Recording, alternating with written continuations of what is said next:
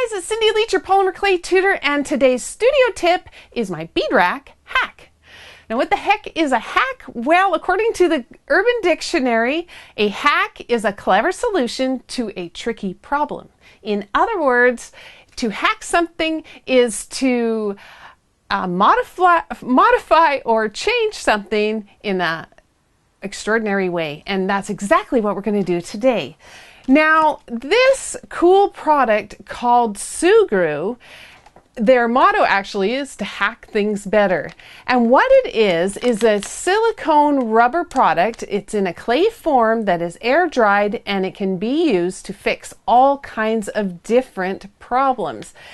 My friend Terry Morris from epoxyjewelry.com emailed me and let me know about this cool product and said he figured it would be a great thing for the Polymer Clay Studio. And boy, is it ever. It's really neat. What it is it comes in a package. There's a whole bunch of these little mini packets inside. And the packaging is neat too. It's got all sorts of neat little pictures and stuff. The product was designed by a woman from the UK. She has a really neat Irish accent, and her name is Jane.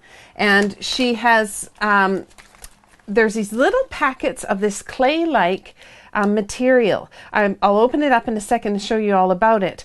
But it comes in these cool colors, and you can use it in all sorts of neat ways. Now, the way we're going to be using it today is to improve on the design of the bead rack. Now, those of you who have been using this Amaco bead rack know that it's a great way to bake your beads. But there has been a bit of a problem with it. The slots pretend you can't see all these bright, colorful dots on the side here. Here is a slot where I haven't done anything to it. And here's a bead on a pin here, and you can see it easily, if I just shake it, falls off the rack. And this happens to me all the time. I go to put the beads in the oven, and a slight jar, or even just closing the oven door, and the bead rack falls off. Well, sometimes it can slide down, it can get burnt, and that's actually what happened to some of my ranunculus beads the other day. They got burnt. So what I decided to do is, because of this product is it's like I said, it's like a clay. You can use it to form all sorts of different things. It air dries, but once it's dry, it can be it can handle extreme heats. It goes from minus 76 degrees, so obviously that is really, really cold. That's degrees Fahrenheit, and it can go all the way up to 360 degrees Fahrenheit, which means that it can easily go into the oven with no problem. It is waterproof, it's got this rubbery texture, and it is perfect for fixing the bead rack. So what I did was I mixed up a batch, and because you can color mix and blend the colors together, I ended up making some of this green. And some of you guys noticed it on a tutorial the other day. I had a bunch of the green dots all the way across, and here's what it looked like then. This was an improvement. I had put some clay in there, some of the Sugru in there, and used a heavier dowel, pressed some slots in it, and then used that. I thought that would grab really well, and it does. It improves it a bit, but it still falls out. Because at the time, when it was still wet, when the clay hadn't cured yet, it was still quite sticky, and I thought, oh, that'll be perfect. So what I've done is, because the material will stick to itself, I added a new layer, this red color, added a new ball on top, and you can kind of see the green still peeking out underneath. This time I cut a very fine slot into it, and because it's a rubber material, it grabs. So now I can push my clay or my pin into it, and look at this. The beads aren't even going to fall out, even when it's upside down. Isn't that so cool? It also means that on these sort of wider ones, I can turn it sideways, and then I can get a whole bunch in there. So that is definitely an improvement. So let me just show you quickly how it works. Now, the packages, they're quite small. The product will dry, is workable for about 30 minutes. And then after that, it starts to become too stiff. And then it cures in 24 hours. And you just leave it out. You don't have to do anything to it.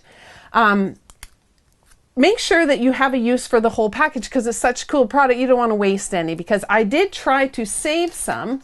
I had a little bit left in this package And I tried using some duct tape to close it up, and it didn't work. It's still dried out. So there's you can't really save it. You need to use up all that you got. I'm going to finish off these little spots on this rack so that it's done, and then I'm going to use the rest to actually repair a handle on my crock pot that was broken off a long time ago. So I'm really excited about that. So anyways, it has a little dotted line where you can cut it out, and we're just going to cut open the packaging, and you'll see what I mean. It's really neat. It's just sort of this sticky. It's very much like working with polymer clay, only it's a little stickier.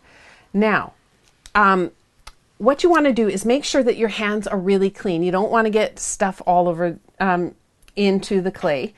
You want to have some water close by, because that's what you can use as a resist. So you can get it on your hands first a little bit. Then we can, where you're going to be sticking the Sugru, you want to make sure that's really clean. So I'm just going to use some rubbing alcohol and just clean those spots like that. It sticks to itself really well, so we'll use a little ball of that in on top of the green as well as in the space. What we need is just a little tiny pinch, about the size of a little pea, like a little green pea. I'm just going to roll it into a ball, and then I'm just going to stick it into the slot here. Stick it right in and kind of cup it around so that it's in the slot like that.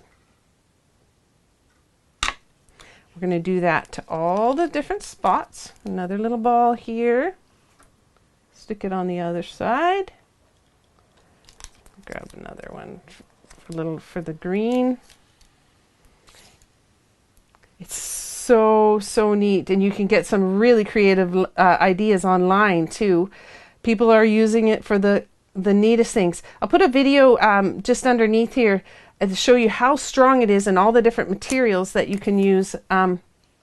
It can stick to, which is really neat. I've got a broken fridge door, and I'm going to use some of the white on the spot in the fridge door. So I've just now put enough clay over all those spots. Now to get the slots in, I'm just going to use the same bead wire that we normally use. I'm just going to get it wet and push that into the slot there. Just push all the way down to the bottom and just pull it out. Tap it down a bit and do the same thing here. Push all the way down, and the water on the pin will keep it from sticking.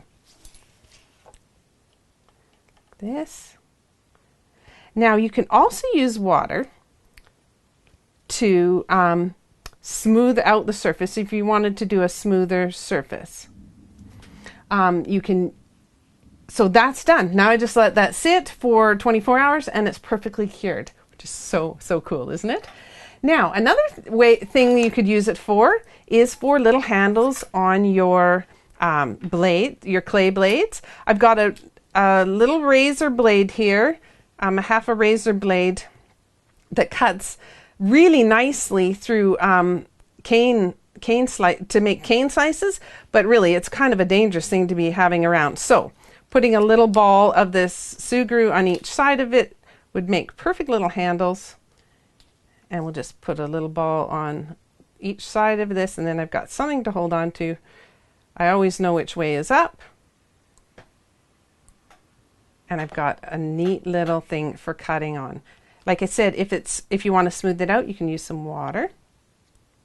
And you can smooth it out. You can do some cool textures on it. You can do all kinds of neat things with it. So I could do the same on this blade as well. Just put a little bit, clean it off.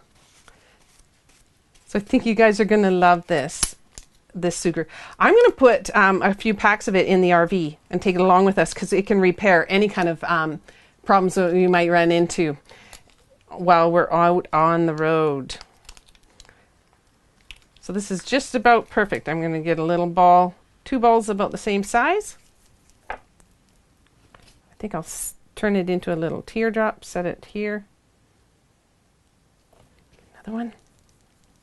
You're going to love this stuff. So make sure to go pick some up from Terry.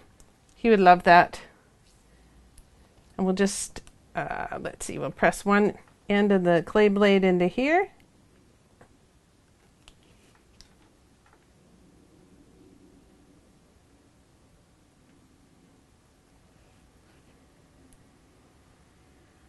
to there. And now we've got a nice little handle for always knowing where the top of your blade is. And you never have to worry about grabbing the wrong side. I don't like to put clay or anything across the full blade, because when you're cutting through, you want to be able to, if you're cutting a really thick cane, you want to be able to cut all the way through without running into any other obstacles. So there we go. When this dries, it becomes hard and rubbery and perfect for the project. So I hope you enjoyed that. I'll see you on the next studio tip. Bye for now.